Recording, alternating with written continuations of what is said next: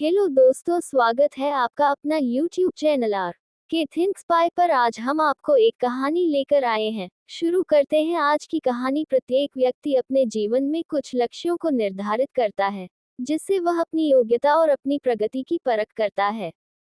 यदि लक्ष्य हासिल नहीं होते हैं तो वह अपनी कमियों को देखता है, उसमें सुधार करता है और फिर उन लक्ष्यों को हासिल करने की कोशिश करता है।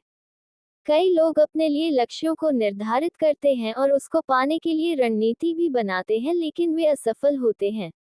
जागरण अध्यात्म में आज हम भगवान बुद्ध से जुड़ी एक प्रेरक घटना के बारे में बता रहे हैं, जिसमें आपके लिए एक संदेश है।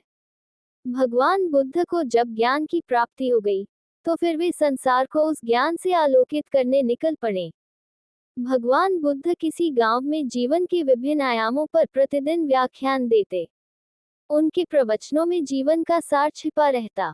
उनकी बातों को लोग बहुत ही गौर से सुनते थे। एक व्यक्ति बिना नागा किए उनके व्याख्यान सुनता। काफी समय बीत जाने के बाद भी उसने अपने अंदर कोई विशेष बदलाव नहीं पाया है। इससे परेशान होकर वह एक दिन बुद्ध के पास गया और बोला कि वह लंबे समय से एक अच्छा इंसान बनने के लिए उनके प्रवचनों को सुनता रहा है, लेकिन इससे उसे कोई विशेष लाभ नहीं हुआ। वह एक अच्छा इंसान नहीं बन पाया। उसमें कोई बदलाव नहीं आया है। उसकी बातों को सुनकर बुद्ध मुस्कुराए। उन्होंने उसके सामने उसके गांव का नाम, वहां तक की दूरी, वो वहां कैसे जाता है, आदि जैसे प्रश्नों की झड़ी लगा दी। जब बुद्ध ने उससे कहा कि क्या वह यहाँ से बैठे बैठे अपने गांव पहुंच जाएगा, तो वह झुंझला गया। उसने कहा कि ऐसा तो बिल्कुल भी संभव नहीं। उसे वहां तक पहुंचने के लिए पैदल चलकर जाना ही होगा।